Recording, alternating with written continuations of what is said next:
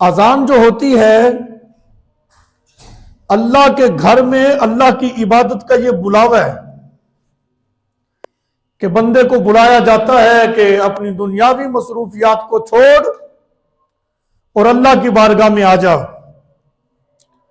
تمام تر اپنی کاروباری مصروفیات کو چھوڑ دے، اب اللہ کا بلاوا تجھے آ گیا ہے، سب کچھ چھوڑ چھاڑ کے اللہ کی بارگاہ میں آ جا، اللہ کے ہاں اپنا سر جھکا، اپنے گناہوں کی معافی مانگ۔ بندے کی جب پوزیشن اس طرح کی ہو جاتی ہے کہ جیسے ہی آذان کی صورت میں اس کو بلاوا ہوتا ہے، وہ فوراً اللہ کے حضور اپنا سر جھکانے کے لیے حاضر ہو جاتا ہے۔ پھر اللہ کی کرم نوازیاں بندے پر یہ ہوتی ہیں کہ اللہ جو ہے وہ اس کے کاموں کو آسان فرما دیتا ہے۔ ہم یہ سوچ رہے ہوتے ہیں ہم چلے جائیں گے، پیچھے دکان بند ہو جائے گی، معاملات بند ہو جائیں گے، تو لہذا یہ ہمارا نقصان ہوگا۔ ایسا نہیں ہے، جو رزق انسان کے مقدر میں لکھ دیا گیا ہے پھر وہ رزق اسے ہی ملے گا، کوئی اور اس کا رزق چھین نہیں سکتا۔ بچہ 120 دن کا ماں کے پیٹ میں ہوتا ہے، فرشتہ آتا ہے، اس کا سب کچھ لکھ دیتا ہے، یہاں تک کہ اس کا رزق بھی لکھ دیا جاتا ہے۔ اب جو کچھ اس کے بارے میں لکھ دیا گیا ہے وہی اس کو ملے گا۔ اب وہ الٹی چھلانگیں بھی لگاتا رہے، اس سے ایک پائی بھی زیادہ حاصل نہیں کر سکتا۔ ملنا وہ ہے جو اس کے نصیب کا لکھا ہوا ہے۔ تو پھر ہمیں چاہیے کہ وہ نصیب کا لکھا ہوا ہم اللہ کی اطاعت میں اس کو حاصل کریں، نہ کہ اللہ کی نافرمانیوں میں اس رزق کو حاصل کریں۔ تو مطلب یہ ہے کہ جو مقدر کا ہے وہ تو مل کے ہی رہنا ہے، پھر ہم کیوں دائیں بائیں جائیں۔ بہرحال آج کا جو ہمارا موضوع ہے وہ ہے شفاعت مصطفیٰ صلی اللہ علیہ وسلم۔ شفاعت مصطفیٰ صلی اللہ علیہ وسلم کے حوالے سے ہم اہل سنت کا عقیدہ اور نظریہ یہ ہے کہ اللہ تعالیٰ کے اذن سے نبی پاک علیہ السلام بروز محشر اپنی گناہگار امت کی شفاعت فرمائیں گے۔ یہ اللہ کی اجازت سے ہوگا۔ نبی پاک علیہ السلام یعنی جو ان کی امت جنہوں نے گناہ کبیرہ کیا ہوگا، کبائر گناہ جن کے ہوں گے، سرکار علیہ السلام اپنی اس امت کی بھی شفاعت فرمائیں گے۔ یہ سرکار کا پیار ہے، یہ میرے آقا علیہ السلام کی محبت ہے اپنی امت کے ساتھ کہ ان کی شفاعت کریں گے۔ اور یہ نظریہ اور عقیدہ قرآن سے بھی ثابت ہے، احادیث صحیحہ سے بھی ثابت ہے، اور صحابہ اکرام کے اقوال سے بھی ثابت ہے، بزرگان دین کے اقوال سے بھی ثابت ہے۔ اللہ تعالیٰ قرآن پاک میں ارشاد فرماتا ہے وَلَوْ أَنَّهُمْ إِذْ ظَلَمُوا أَنفُسَهُمْ جَاءُوكَ۔ اللہ قرآن میں فرما رہا ہے جب تم گناہ کر کے اپنی جانوں پر ظلم کر لو، پھر تم نے کیا کرنا ہے؟ جاؤکا، تم میرے محبوب علیہ السلام کے بارگاہ میں آ جانا۔ جاؤکا، محبوب وہ آپ کی بارگاہ میں حاضر ہو جائیں، پھر کیا کریں؟ اللہ جو ہے وہ موافقہ طریقہ بتا رہا ہے محبوب کے غلاموں کو، فَاسْتَغْفَرُوا اللَّهَ وَاسْتَغْفَرَ لَهُمُ الرَّسُولُ، وہ سرکار کی بارگاہ میں حاضر ہوں جب اپنی جانوں پر ظلم کر بیٹھے گناہوں کی صورت میں، حضور کی بارگاہ میں آ کے اللہ سے اپنے گناہوں کی معافی طلب کریں۔ وَاسْتَغْفَرَ لَهُمُ الرَّسُولُ، اور رسول صلی اللہ علیہ وسلم بھی ان کی شفاعت کریں، ان کی سفارش کریں، تو پھر کیا ہوگا؟ لَوَجَدُوا اللَّهَ، تو وہ پا لیں گے اللہ کو تواب الرحیم، بہت زیادہ توبہ قبول کرنے والا، اور اپنے رب کو بہت مہربان پائیں گے وہ۔ یہاں پر ایک بڑی لطیف بات ہے کہ ہم جس کے مجرم ہوں معافی اسی سے مانگنی چاہیے، مثال کے طور پر ہم کسی کے ساتھ زیادتی کر لیں تو پھر معافی اسی سے مانگنی ہے نا. ایسا تو نہیں ہو سکتا کہ زید بکر سے زیادتی کرے، اس کا نقصان کرے، پھر زید جو ہے وہ چلا جائے خالد سے معافی مانگے. ایسا تو نہیں ہوتا. مولا ہم نے نافرمانی تیری کی ہے، تیرے حکم کو ہم نے نہیں مانا، گناہ ہم نے کیا، نافرمانیاں کی، گناہوں کی صورت میں ہم نے اپنی جانوں پر ظلم کیا. تو مولا جب ہم مجرم تیرے ہیں تو محبوب کی بارگاہ میں کیوں بھیجتا ہے؟ جب مجرم تیرے ہیں تجھی سے معافی مانگ لیں، سرکار کی بارگاہ میں جانے کی کیا ضرورت ہے؟ فرمایا بات تو یہ ہے کہ مجرم تو تم میرے ہو، لیکن معافی تمہاری تب ہونی ہے جب تم محبوب کے دربار میں چلے جاؤ گے، جب میرے آقا علیہ الصلوۃ والسلام کی محبت کو تم اپنے سینوں میں بسا لو گے. رب فرماتا ہے محبوب کے صدقے معاف کروں گا تمہیں. اللہ اکبر. سرکار علیہ السلام سفارش کریں گے، پھر اللہ تعالی بہت زیادہ توبہ قبول کرنے والا، بہت زیادہ مہربان. یہاں پر یہ بھی بڑی لطیف بات ہے، اس کو بھی ذرا ذہن نشین کریں. اللہ تعالی محبوب علیہ الصلوۃ والسلام کے غلاموں سے پیار دیکھو کتنا والہانہ کرتا ہے کہ محبوب کے پاس آ جاؤ. جاؤ کا یہ قرآن ہے.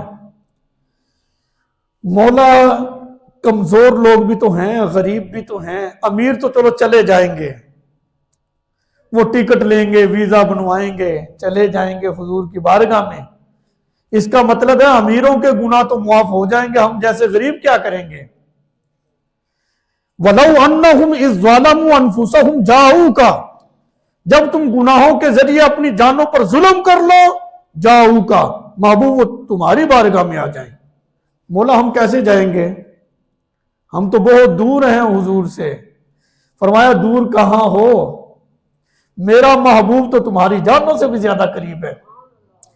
دوسرے مقام پر اللہ فرماتا ہے النبی اولیٰ بالمؤمنین، نبی علیہ الصلوۃ والسلام مومنین کی جانوں سے بھی زیادہ قریب ہے.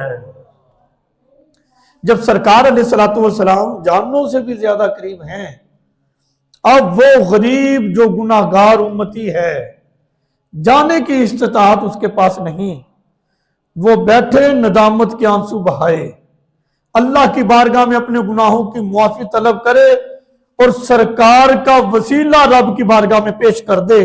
اللہ محبوب کے صدقے اس کے گناہوں کو معاف فرما دے گا. اللہ اکبر. اللہ تعالیٰ نے اپنے پیارے حبیب علیہ السلام کو مومنین کی جانوں سے بھی زیادہ قریب کر دیا ہے. یہ قرآن ہے. دوسرے مقام پر یہ قرآن مجید میں ہے وَلَا تَنْفَعُ الشَّفَاعَةُ عِنْدَهُ إِلَّا لِمَنْ أَذِنَ لَهُ. اللہ کے نزدیک کوئی شفاعت نفع نہیں دے گی مگر اس کو کہ جس کے لیے اللہ کی طرف سے اذن ہو. مطلب یہ ہے کہ اللہ کی طرف سے جس کے لیے اذن ہے اسی کے لیے شفاعت ہوگی. تو پتہ چلا اللہ جس کو اجازت دے دے گا وہ پھر اللہ کی بارگاہ میں شفاعت کرے گا. اس آیت مبارکہ سے بھی پتہ چلتا ہے کہ نبی پاک علیہ الصلوۃ والسلام اپنی گناہگار امت کی شفاعت فرمائیں گے. تیسری آیت قرآن مجید کی سورہ طٰہٰ کے اندر ہے وَلَا تَنْفَعُ الشَّفَاعَةُ عِنْدَهُ إِلَّا مَنْ أَذِنَ لَهُ الرَّحْمَنُ وَرَضِيَ لَهُ قَوْلًا. اللہ تعالیٰ قرآن میں فرماتا ہے کہ قیامت کے دن اللہ تعالیٰ کے ہاں صرف اس شخص کی شفاعت نفع دے گی جس کے لیے اس نے اذن دیا ہوگا اور جس کا قول اس کو پسند ہوگا. یعنی جس کو رب اجازت دے دے گا وہ اللہ کی بارگاہ میں شفاعت کرے گا.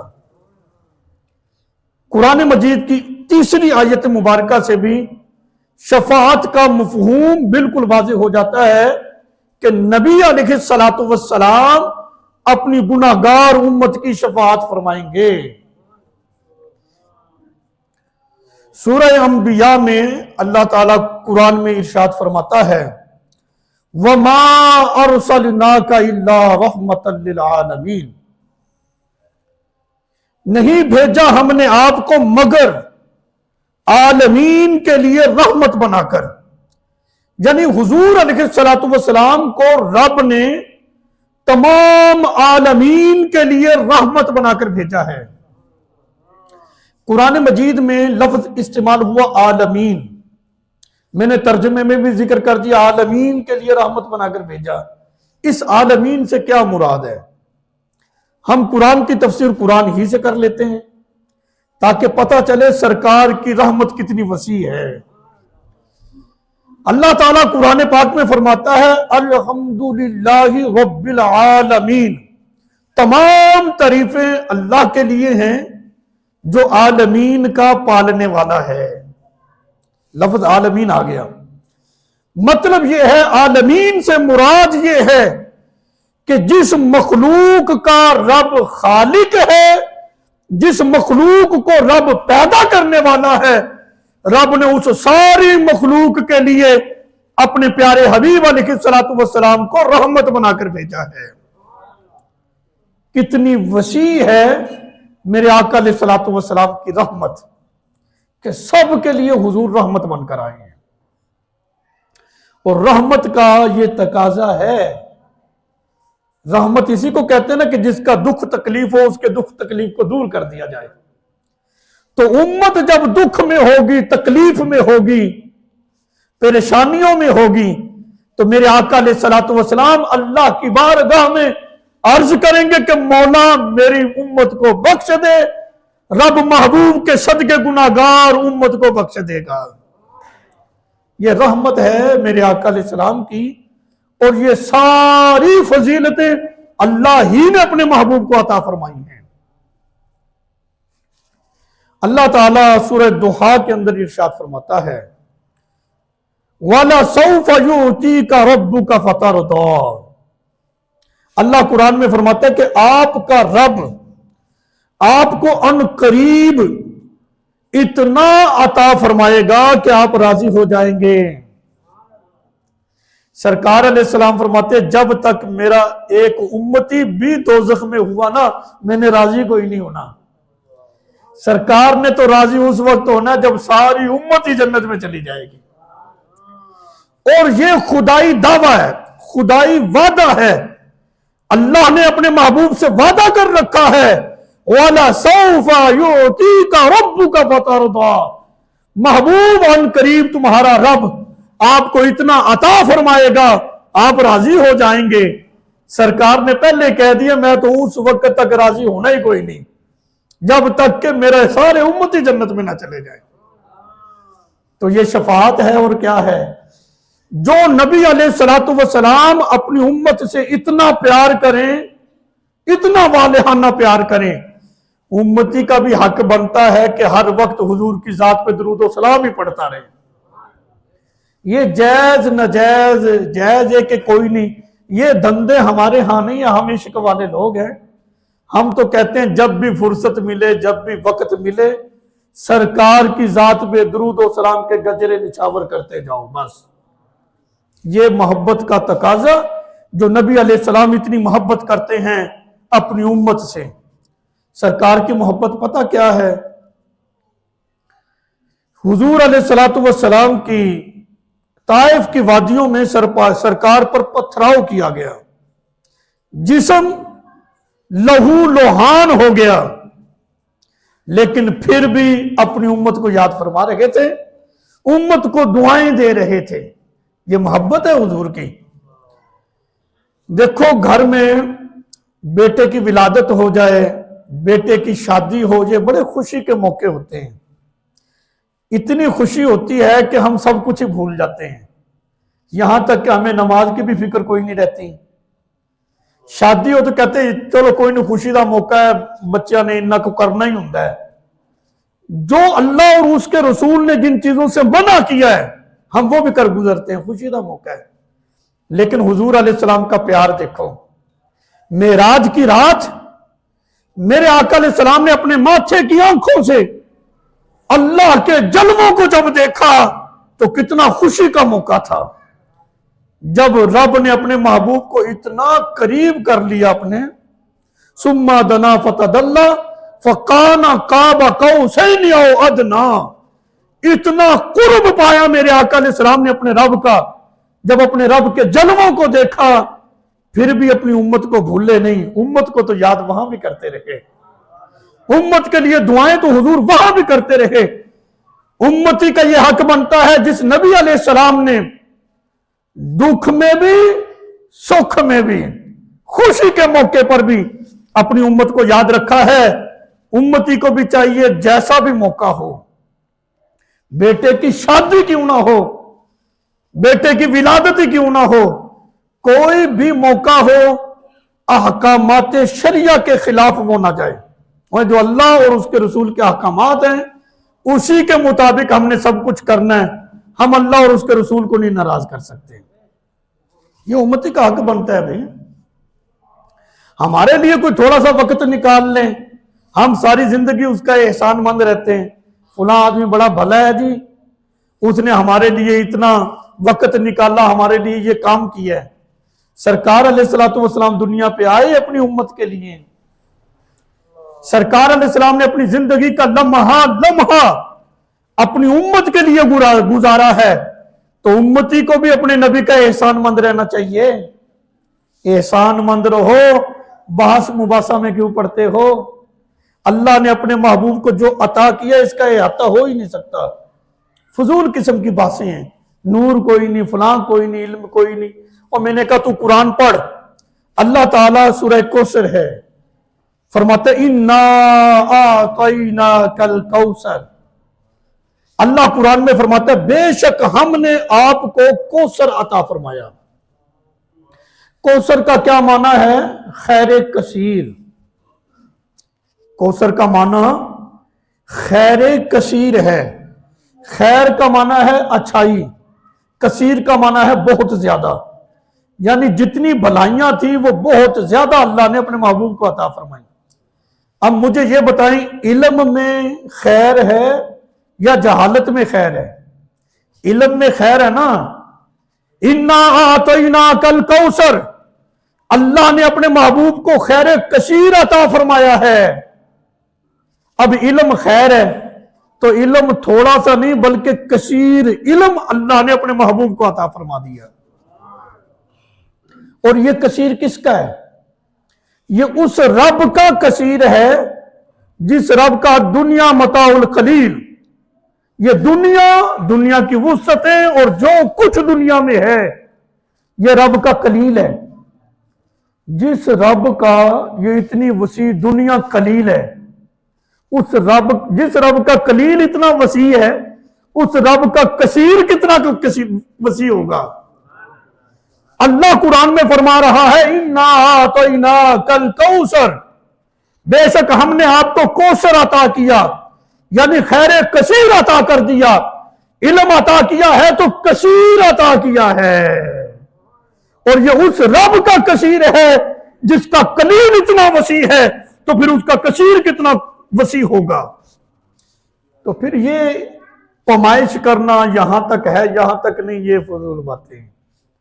دوسری بات، سرکار کا حسن کیسا تھا؟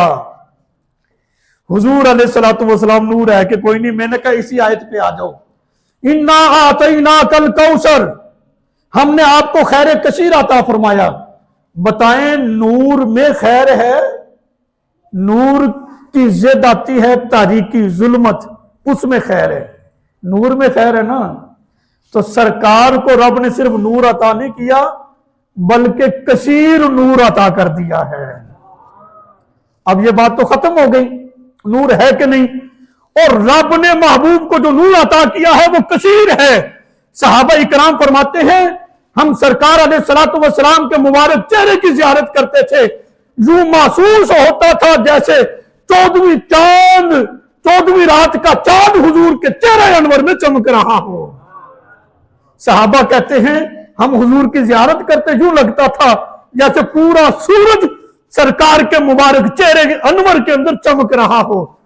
ام المومنین حضرت عائشہ صدیقہ رضی اللہ تعالیٰ عنہ فرماتی ہیں میں کپڑے سے رات کو سوئی دھاگے سے کپڑے سی رہی تھی، رات کا وقت چراغ جل رہا تو بجھ گیا، سرکار تشریف لائے، عائشہ چراغ نہیں جلایا، عرض کی جلایا تھا، ہوا کی وجہ سے بجھ گیا ہوگا، سرکار مسکرائے، ام المومنین صدیق باپ کی صدیقہ بیٹی، زوجہ رسول، تمام مومنوں کی ماں، کائنات کی محدثہ حضرت عائشہ فرماتی ہیں سرکار مسکرائے، حضور کے دندان مبارک سے ایسی نور کی شعاعیں نکلی کہ پورا کمرہ جو ہے وہ نور سے روشن ہو جاتا ہے۔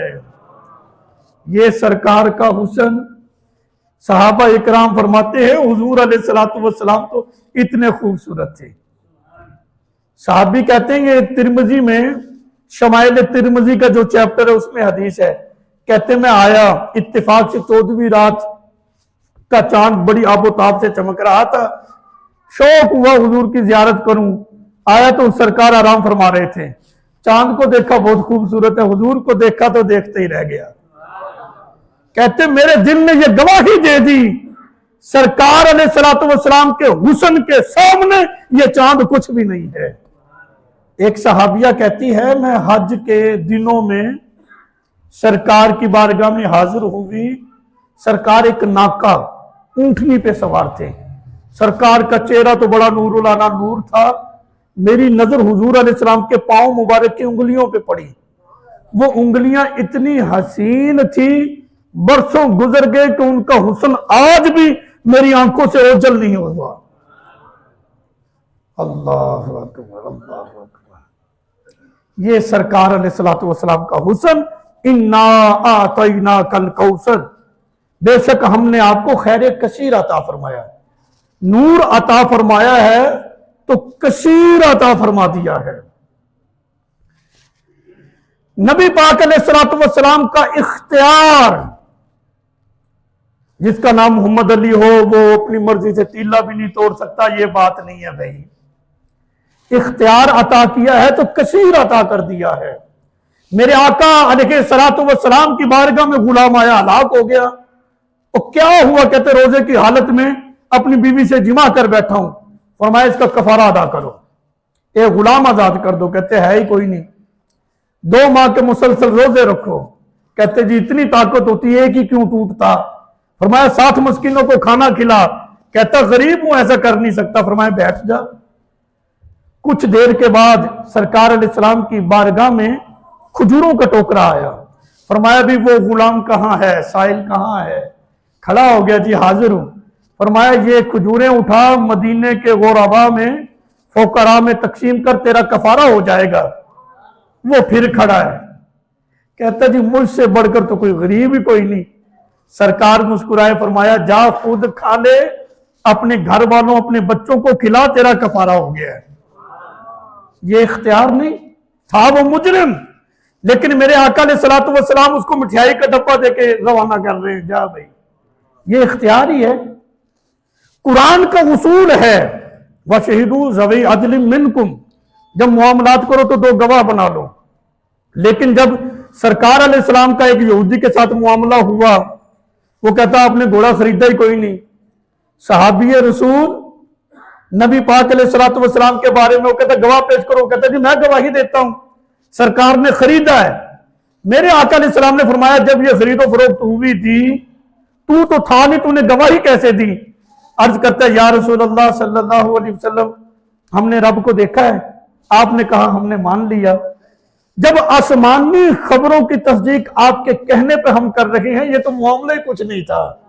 میرے آقا علیہ السلام نے فرمایا سنو، آج کے بعد جس کسی کے لیے میرا یہ غلام گواہی دے گا، اس اکیلے کی گواہی 2 مردوں کے برابر ہوگی۔ قرآن کہتا ہے 2 گواہ بناؤ، سرکار نے فرمایا اکیلے کی گواہی 2 کے برابر ہے۔ یہ اختیار نہیں تو اور کیا ہے؟ قرآن میں ہے فَانْكِحُوا مَا طَابَ لَكُم مِّنَ النِّسَاءِ مَثْنَىٰ وَثُلَاثَ وَرُبَاعَ، تم اپنے نکاح میں لاؤ وہ عورتیں جو تمہیں پسند آ جائیں، 2-2 3-3 4-4، ایک مرد بیک وقت 4 عورتوں کو اپنے نکاح میں رکھ سکتا ہے، اس کی اجازت اللہ نے قرآن میں دی ہے۔ حضرت مولا علی المرتضیٰ رضی اللہ تعالی عنہ کے نکاح میں सैयदा फातिमा ज़हरा रज़ी अल्लाह ताला अन्हा थी। अबू जाल की बेटी मुसलमान होकर मदीने आ गई। मौला अलीउल मुर्तज़ा रज़ी अल्लाह ताला अन्हु का ज़हन बना, जब इजाजत है, अल्लाह ने इजाजत दी हुई है, तो मैं इससे निकाह कर लेता हूं। इरादा किया अबू जाल की बेटी जो मुसलमान होकर मदीने आई थी, मैं इससे निकाह करूं। मेरे आका अलैहिस्सलातु वस्सलाम को पता लगा, सरकार मस्जिद में तशरीफ लाए, बिंबर पर तशरीफ फरमा होकर फरमाने लगे, अली बिन अबी तालिब मेरी बेटी के होते हुए दूसरे निकाह का इरादा रखता है, मैं इजाजत नहीं देता, नहीं देता, नहीं देता।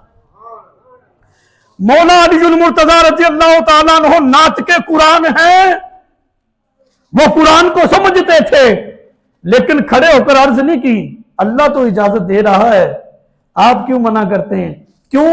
इसलिए वो जानते थे अगर जो कुरान में इजाजत है, सरकार जिसको मना कर दे फिर कानून उसी तरह बन जाता है। ये मेरे आका का इख्तियार है। सैयदा की मौजूदगी में मौला अलीउल मुर्तज़ा रज़ी अल्लाह ताला अन्हु ने दूसरा निकाह नहीं किया। उनके विसाल के बाद आपने निकाह फरमाए हैं, उनकी मौजूदगी में नहीं हुआ। तो ये इख्तियार ही है। इन्ना आतैना कल कौसर, बेशक हमने आपको कौसर अता किया, यानी खैर कसीर अता फरमा दिया। इख्तियार है तो थोड़ा सा नहीं, कसीर इख्तियार अता फरमा दिया। शफाअत में खैर है कि कोई नहीं? अल्लाह ने अपने महबूब को शफाअत अता की है कि आप अपनी उम्मत की शफाअत करना, तो ये भी थोड़ी सी नहीं, कसीर अता कर दी है। फरमाया वाला सौफा युती का रब्बु का फतरदा, आपका रब आपको अनकरीब राजी कर देगा। महबूब अलैहिस्सलाम ने अर्ज की, फिर राजी तो उस वक्त ही होना है जब तक कि एक उम्मती भी मेरा दोज़ख में रह ना जाए, सब जन्नत में चले जाए। ये सरकार अलैहिस्सलातु वस्सलाम का अपनी उम्मत से वालिहाना प्यार है। हुजूर अलैहिस्सलाम अपनी उम्मत से इतना प्यार करते हैं, उम्मती को भी चाहिए कि वो भी टूट कर हुजूर से प्यार करे, हर बात बात में कहे कि भी सरकार अलैहिस्सलातु वस्सलाम का ये फरमान है तो मैंने ऐसे करना है। देखिए हमारी आदत है, हम रात को सोते हैं तो कपड़े चेंज करके सोते हैं ना, रात का एक मखसूस लिबास होता है, वो पहन के इंसान जरा हल्का फुल्का हो जाता है, सो जाता है। कहते जी मेरी आदत है। मैंने कहा इसको आदत ही ना रख, बल्कि यूं कह कि सरकार अलैहिस्सलाम की सुन्नत है रात को सोते हुए सोने वाला लिबास पहनकर इंसान सो जाए, तो ये हुजूर की सुन्नत है। तो यानी हर अदा के अंदर सरकार अलैहिस्सलातु वस्सलाम की सुन्नत को अपनाया जाए कि हुजूर अलैहिस्सलातु वस्सलाम ऐसा करते थे, इसलिए मैं ऐसा कर रहा हूं। काम भी हो जाएगा, साथ साथ सुन्नत भी अदा हो जाएगी। अल्लाह अकबर। इन तमाम आयात को अगर हम सामने रखते हैं तो ये बात बिल्कुल जाहिर और वाज़ेह हो जाती है कि नबी करीम अलैहिस्सलातु वस्सलाम अल्लाह की बारगाह में अपनी गुनाहगार उम्मत की शफाअत फरमाएंगे। मैं कुछ अहादीस आपके सामने जिक्र करने लगा हूं। पहली हदीस बुखारी शरीफ से शफाअत के उन्वान पर, जिसके रावी हजरत अनस रज़ी अल्लाह ताला अन्हु हैं। ये वो सहाबी रसूल हैं जिनकी वालिदा इनको सरकार की खिदमत में छोड़ गई थी। हुजूर इसको कबूल कर लें, ये घर के छोटे मोटे काम काज किया करेगा, सौदा सलफ ले आया करेगा, इसको आप कबूल कर लें। ये बचपन में हुजूर के पास आ गए थे। तकरीबन मुतवातिर मुसलसल 10 साल तक ये सहाबी हुजूर की बारगाह में रहे, सरकार की खिदमत में रहे। मेरे आका अलैहिस्सलातु वस्सलाम ने इनको पढ़ाया भी। अब देखो हुजूर की सोहबत में रहने वाला है, सारी उम्मत का उस्ताद बना हुआ है। आज हम हदीस बयान कर रहे हैं तो उनका जिक्र कर रहे हैं। ये वो सहाबी हैं जिन्होंने अपना बचपन हुजूर की बारगाह में गुजारा है। हजरत अनस रज़ी अल्लाह ताला अन्हु से रिवायत है, फरमाते हैं कि रसूलुल्लाह सल्लल्लाहु अलैहि वसल्लम ने फरमाया, मैं अपने आप को अल्लाह की बारगाह में सजदा रेज देखूंगा। यानी अभी सजदा किया नहीं, मैदान महशर में सजदा करना है, उसकी खबर पहले दे रहे हैं। मैं अपने आप को अल्लाह की बारगाह में सजदा रेज देखूंगा। अल्लाह ताला जब तक चाहेगा मुझे सजदे में रखेगा। ये बुखारी के अल्फाज ना हो, मैं जिम्मेदार हूं। जब तक रब चाहेगा मैं सजदे में रहूंगा। پھر میرے آقا علیہ الصلوۃ والسلام نے فرمایا پھر مجھ سے کہا جائے گا اپنا سر اٹھائیں، ارفع راسک، یہ الفاظ ہیں حدیث کے، ارفع راسک، اپنا سر تو اٹھاؤ، سجدے میں ہو اپنے سر کو اٹھاؤ۔ جب اللہ تعالیٰ فرمائے گا، حضور فرماتے ہیں کہ مجھ سے کہا جائے گا اپنا سر اٹھائیں، مانگو، جو مانگو گے وہ تمہیں ملے گا۔ سرکار علیہ السلام کی بارگاہ میں جھک کر میرے آقا علیہ الصلوۃ والسلام اپنی امت کی شفاعت مانگیں گے۔ بے شک گناہ گار ہی صحیح، مولا ہے تو میری امت نہ، اس کو بخش دے۔ مانگو، تم جو مانگو گے تمہیں ملے گا، شفاعت کرو، قبول کی جائے گی تمہاری شفاعت۔ سرکار علیہ الصلوۃ والسلام فرماتے ہیں پھر میں اپنے سر کو اٹھاؤں گا، اللہ کی حمد کروں گا، وہ حمد جو اللہ مجھے اس وقت سکھائے گا، وہ حمد میں اللہ تعالیٰ کی تعریف، اللہ کی پاکی بیان کروں گا۔ اللہ اکبر۔ پھر حضور علیہ السلام فرماتے ہیں میں شفاعت کروں گا کہ مولا میری امت کو بخش دے۔ جب سرکار علیہ السلام اپنی امت کی شفاعت کریں گے تو اللہ تعالیٰ ایک حد مقرر کرے گا، اتنی امت بخشیں گے اور وہ بخشی جائے گی۔ گناہ گاروں کو حضور فرماتے ہیں میں جہنم سے نکال کر جنت میں داخل کر دوں گا۔ پھر کیا ہوگا؟ حضور فرماتے ہیں میں دوبارہ پھر سجدے میں چلا جاؤں گا۔ دیکھیں یہ ایک لاڈ ہے، یہ ایک پیار ہے، محبوب ہے نا۔ چلو اتنے بخشے گے، سرکار پھر سجدے میں۔ حضور فرماتے 3 سے 4 مرتبہ ایسا ہوگا میں بار بار اللہ کی بارگاہ میں جھک جاؤں گا، بار بار سجدے میں چلا جاؤں گا، یہاں تک کہ جہنم میں وہی لوگ رہ جائیں گے جن پر دائمی طور پر جہنم واجب ہو چکی ہے، یعنی صرف کافر ہی رہ جائیں گے، میں اپنی ساری امت کو جنت میں لے جاؤں گا۔ یہ بخاری شریف کی حدیث نہ ہو، ذمہ داروں جس نے دیکھنی ہے بھی دیکھیں، بخاری میں یہ الفاظ موجود ہیں کہ صرف وہی لوگ رہ جائیں گے جن کو قرآن نے روک رکھا ہے، یعنی جن پر دائمی طور پر جہنم واجب ہے۔ جو کافر ہوں گے وہ رہ جائیں گے، اور جو مومن مسلمان ہوں گے سرکار ان کی شفاعت کریں گے، سرکار کی شفاعت کے صدقے اللہ جنت عطا فرما دے گا۔ صحیح مسلم شریف کے اندر یہ حدیث پاک جو اب میں شفاعت کے عنوان سے ذکر کرنے لگا ہوں، ان ابی ہریرہ رضی اللہ عنہ، حضرت ابو ہریرہ رضی اللہ تعالیٰ عنہ سے یہ حدیث روایت ہے۔ حضرت ابو ہریرہ رضی اللہ تعالیٰ عنہ نبی پاک علیہ السلام کے شاگرد ہے۔ اصحاب صوفہ تھا نا، اسلام کا جو پہلا جامعہ ہے، وہ جو طالب علم تھے ان طالب علموں میں ایک حضرت ابو ہریرہ ہیں، اور یہ ایک خاص طالب علم تھے، یہ کلاس انچارج تھے، جس کو کہتے ہیں نا مونیٹر، یہ مونیٹر تھے۔ حضرت ابو ہریرہ رضی اللہ تعالیٰ عنہ قرآن حضور سے پڑھا، دین سرکار سے سیکھا ہے، سارا دین حضور کے قدموں میں بیٹھ کر انہوں نے لیا ہے۔ حضرت ابو ہریرہ رضی اللہ تعالیٰ عنہ سے روایت ہے، قال رسول اللہ صلی اللہ علیہ وسلم اسعد الناس بشفاعتی یوم القیامتی، میرے آقا علیہ الصلوۃ والسلام نے فرمایا لوگوں میں کامیاب ترین وہ شخص ہوگا جس کو قیامت کے دن میری شفاعت ملے گی۔ کس وجہ سے؟ من قال لا الہ الا اللہ خالصا من قلبہ، جس شخص نے صدق دل کے ساتھ، خلوص کے ساتھ لا الہ الا اللہ پڑھا ہوگا، حضور فرماتے ہیں میری شفاعت اس کے لیے بھی ہوگی۔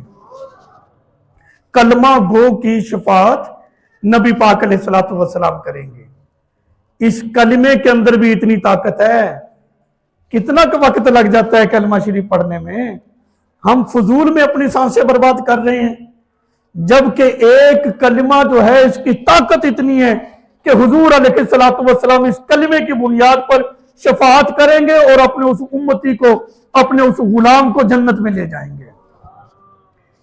تو یہ حدیث مبارکہ تھی مسلم شریف کی، پہلی بخاری سے پیش کی ہے، اب پھر مسلم شریف سے میں پیش کرنے لگا ہوں۔ میرے آقا علیہ السلام نے ارشاد فرمایا، اس کے راوی حضرت انس بن مالک ہیں۔ अन अनस इब्न मालिक रजी अल्लाह अन्हु काला काला रसूलुल्लाह सल्लल्लाहु अलैहि वसल्लम अना अव्वलुन नास मन यशफउ फिल जन्नति। मेरे आका अलैहिस्सलातु वस्सलाम ने फरमाया, ये हुजूर अलैहिस्सलातु वस्सलाम फरमा रहे हैं, अना अव्वलुन नास, लोगों में सबसे पहले मैं यशफउ फिल जन्नति, फरमाते हैं कि सबसे पहले लोगों में से मैं जन्नत की शफाअत करूंगा। सबसे पहले शफी नबी पाक अलैहिस्सलातु वस्सलाम की जात मुकद्दसा होगी। यह भी रिवायत मुस्लिम शरीफ में है। ये हुजूर का प्यार है अपनी उम्मत से। देखे ना कि इंसान दाढ़ी शरीफ को कैंची लगाए तो दिल को लगाइए, मुझे कोई तकलीफ दे मुझे तो नफरत हो जाएगी। हम तो ऐसे लोग हैं, हमें कोई तकलीफ दे हम नफरत करते हैं उससे। लेकिन सरकार अलैहिस्सलाम का अपनी उम्मत से प्यार देखो। हम जिंदगी में जितनी भी सरकार को तकलीफें देते रहे, हुजूर अलैहिस्सलाम का प्यार अपनी उम्मत से इतना होगा, सरकार को यह गवारा नहीं होगा मेरा उम्मती हो जहन्नुम की आग में जले, बल्कि हुजूर अलैहिस्सलाम उसकी शफाअत करेंगे और शफाअत करके उसको भी जन्नत में ले जाएंगे। इतने प्यार करने वाले जो आका हैं, जरूरी है कि हम उनकी हर हर अदा को अपनाएं। इतना प्यार हुजूर करते हैं। हदीस मुबारका में अल्लाह अकबर, ये सही मुस्लिम शरीफ के अंदर हदीस पाक है और इस हदीस के रावी हजरत अबू हुरैरा रज़ी अल्लाह ताला अन्हु हैं। मेरे आका अलैहिस्सलाम ने फरमाया कि हर नबी के लिए एक दुआ ऐसी थी जो जरूर कबूल होनी है। सब नबियों ने वो दुआ मांग ली। सरकार फरमाते हैं मैंने वो दुआ संभाल के रखी अपनी उम्मत के लिए। सारे नबियों ने वो दुआ मांग ली। हुजूर फरमाते हैं वो जो खास दुआ, ये मुस्लिम शरीफ की हदीस है, कि जो जरूर कबूल होनी है और होनी है। अंबिया की हर दुआ कबूल होती है, लेकिन ये एक खास दुआ थी। सरकार कहते मैंने तो संभाल के रख ली अपनी उम्मत के लिए। हाँ जी, ये दुआ हुजूर ने जो संभाल के रखी, कब मांगनी है? सरकार अलैहिस्सलातु वस्सलाम फरमाते हैं मैं इस दुआ को क़यामत के दिन अपनी उम्मत की शफाअत के लिए मैंने इसको बचा कर रखा हुआ है, और मेरी ये दुआ अपने हर उम्मती के हर हर फर्द के लिए होगी। और इस दुआ के जरिए हुजूर फरमाते हैं कि मैं अपनी उम्मत को जहन्नुम से निकाल के जन्नत में ले जाऊंगा। अल्लाह अकबर। हमसे कोई कहे कि भाई तुम्हारे लिए ये ऑप्शन है, तुम जो भी मांगो तुम्हें मिल जाएगा, हम तो फटाफट। लेकिन सरकार का प्यार देखो, अपनी उम्मत के लिए बचा के रखी दुआ कि भी उस वक्त काम आएगी। ये क़यामत के दिन मैदान माशर में जब नफसी नफसी होगी, तो मैं अपनी उम्मत को इस दुआ के जरिए, बल्कि यहां तक मुफस्सिरीन ने लिखा है कि सरकार अलैहिस्सलातु वस्सलाम की बारगाह में हर नबी की तरफ से होते हुए लोग अपने अपने नबियों के पास जाएंगे, हर तरफ से सुनेंगे इज़हाबू इला गैरी, इज़हाबू इला गैरी। होते हुए जब सरकार की बारगाह में आ जाएंगे, हुजूर अलैहिस्सलातु वस्सलाम उनकी भी दुआ फरमा देंगे। अल्लाह अकबर। ये प्यार, अल्लाह अकबर। अब मैं वो हदीस पाक आपकी खिदमत में पेश करने लगा हूं जिन्होंने गुनाह कबीरा किए होंगे, यानी बड़े बड़े जिन्होंने गुनाह किए हैं, सरकार उनकी भी शफाअत करेंगे। हमारे पास तो कोई मुजरिम आए, हम तो सजा लगाते हैं।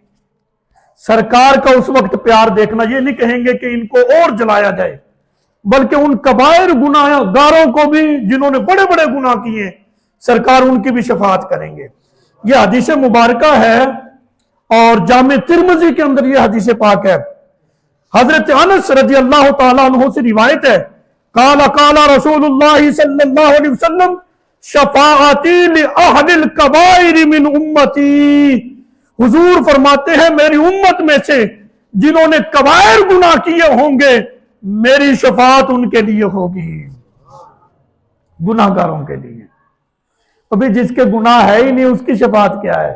शफाअत तो होनी गुनाहगारों की है ना। तो सरकार अलैहिस्सलातु वस्सलाम अपने गुनाहगार उम्मतियों की शफाअत फरमाएंगे। अल्लाह अकबर। दारुकुतनी की हदीस, इससे पहले मैं बुखारी शरीफ की हदीस भी है, ये मैं जिक्र करता हूं यहां पर ایک بات بڑی قابل غور ہے، توجہ طلب ہے، اس کو بھی ذرا سن لیں۔ دارقطنی کی حدیث جی، یہ حضرت ابن عمر رضی اللہ تعالی عنہ سے روایت ہے۔ یہ حضرت عمر بن خطاب رضی اللہ تعالیٰ عنہ کے صاحبزادے ہیں، اور صحابہ اکرام میں ان کا منصب افتاء والا تھا، افتاء کے منصب پر، یعنی یہ مفتی صاحب تھے، صحابہ میں مفتی تھے یہ۔ حضرت ابن عمر رضی اللہ تعالی عنہ سے قال رسول اللہ صلی اللہ علیہ وسلم من زار قبری وجبت لہو شفاعتی، میرے آقا علیہ الصلوۃ والسلام نے فرمایا کہ جس شخص نے میری قبر کی زیارت کی، میری شفاعت اس کے لیے واجب ہو گئی ہے۔ اللہ اکبر۔ یہ حدیث مبارکہ دارقطنی کی ہے، اور صحابہ اکرام میں جو جلیل القدر صحابی جو مفتی صاحب ہے وہ اس حدیث کو روایت کر رہے ہیں، وہ مضبوط راوی ہیں۔ حضور فرماتے ہیں میری قبر کی زیارت کرنے والے پر میری شفاعت واجب ہو جانی ہے۔ کتنا خوش نصیب ہے، قسمتوں والے جاتے ہیں بھائی، مقدروں والے ہوتے ہیں۔ پیسہ تو اور بھی لوگوں کو بہت زیادہ ہے، لیکن یہ قسمت کی بات ہوتی ہے، جس کا بلاوا ہوتا ہے وہ خود بخود پہنچ ہی جاتا ہے، پھر اس کا سبب بنتے پھر پتہ کوئی نہیں چلتا۔ پتہ چلتا ہے کہ وہ حضور علیہ الصلوۃ والسلام کے روضہ انور پہ حاضر ہے، سرکار علیہ الصلوۃ والسلام کے روضہ انور کے سامنے کھڑے ہو کر درود و سلام پڑھ رہا ہے۔ یہ عشق کی بات ہے، یہ محبت کی بات ہے کہ جس کا جتنا ذوق اور محبت ہوتا ہے، جتنی تڑپ ہوتی ہے، اتنی جلدی پہنچ جاتا ہے وہ۔ اللہ اکبر۔ یہ حدیث مبارکہ سرکار نے فرمایا شفاعت میری واجب ہو جائے گی، جائز ہے ناجائز ہے یہ دھندے تو الگ رہ گئے۔ حضور فرماتے ہیں جس نے میری قبر کی زیارت کی، میری شفاعت اس پر واجب ہو گئی ہے۔ کتنا خوبصورت یہ فرمان ہے۔ اپنی طرف سے کوئی اضافی باتیں میں کر رہا ہوں، میں اللہ کا قرآن آپ کے سامنے پیش کر رہا ہوں، رسول اللہ صلی اللہ علیہ وسلم کے فرامین آپ کے سامنے ذکر کر رہا ہوں۔ وہ نبی علیہ الصلوۃ والسلام جو اپنی امت سے اتنا والہانہ پیار کرتے ہیں، اتنا پیار کہ اپنے گناہگار امتیوں کی بھی شفاعت کریں گے، گناہ کبیرہ جنہوں نے بڑے بڑے گناہ کیے ہیں ان کی بھی شفاعت فرمائیں گے۔ حق بنتا ہے نا ہم اس نبی کی ہر بات کو مانیں۔